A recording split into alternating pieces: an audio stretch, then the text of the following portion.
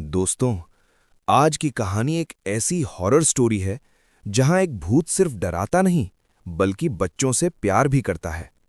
लेकिन कभी-कभी प्यार भी इतना खतरनाक हो सकता है कि किसी की जिंदगी बर्बाद हो जाए।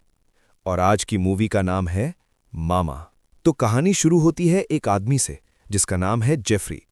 एक दिन वो अपनी कंपनी के ऑफिस में सबको गोली मार देता है। हाँ, बिल्कुल अचानक।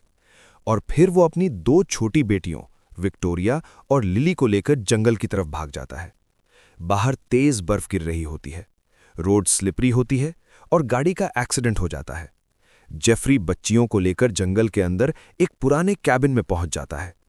अब यहां एक बहुत ही डार्क मोमेंट आता है।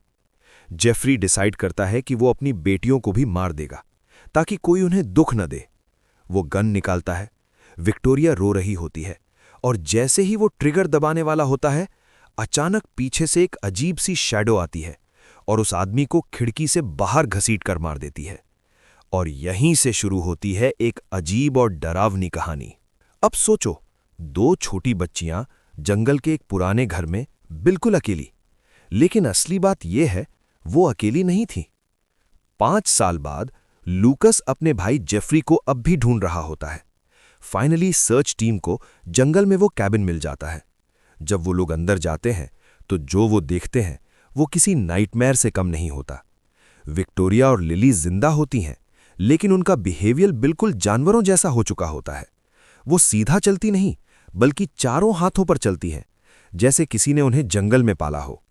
लूकस उन्हें घर ले आता है और उनकी देखभाल शुरू होती है। डॉक्टर उनसे पूछता है, तुम लोग जंगल में अकेली कैसे रहीं? और विक्टोरिया एक अजीब जवाब देती है। वो कहती है, हम अकेली नहीं थीं, मामा हमारे साथ थीं। पहले सबको लगता है कि ये सिर्फ एक इमेजिनरी फ्रेंड है, लेकिन धीरे धीरे घर में अजीब चीजें होने लगती हैं।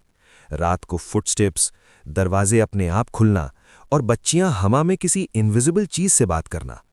एक रात एनाबेल देखती है कि लिली हवा में किसी को हक कर रही है, जैसे कोई इनविजिबल माँ उसे गोद में उठा रही हो। और यहां से सबको समझ आने लगता है कि जंगल से कोई और भी उनके साथ घर तक आ गया है, और उसका नाम है मामा। अब इन्वेस्टिगेशन से पता चलता है कि सालों पहले एक औरत थी। वो मेंटल हॉस्पिटल से भाग गई थी और अपने न्यूबॉर्न बेबी के साथ एक क्लिफ से जंप कर दिया था। लेकिन जंप के वक्त उसका बेबी उससे छिन गया और तब से उसकी रूह अपने बच्चे को ढूंढ रही है। जब उसने विक्टोरिया और लिली को जंगल में देखा तो उसने उन्हें ही अपना बच्चा समझ लिया और 5 साल तक उनका ख्याल रखा। लेकिन प्रॉब्लम यह है, अब मामा उन बच्चियों को किसी के साथ शेयर नहीं करना चाहती। और फिर आता है मूवी का सबसे डेंजरस मोमेंट। एक रात मामा बच्चियों को लेकर क्लिफ की तरफ चली जाती है। एनाबेल और लूकस उन्हें बचाने के लिए वहां पहुंचते हैं।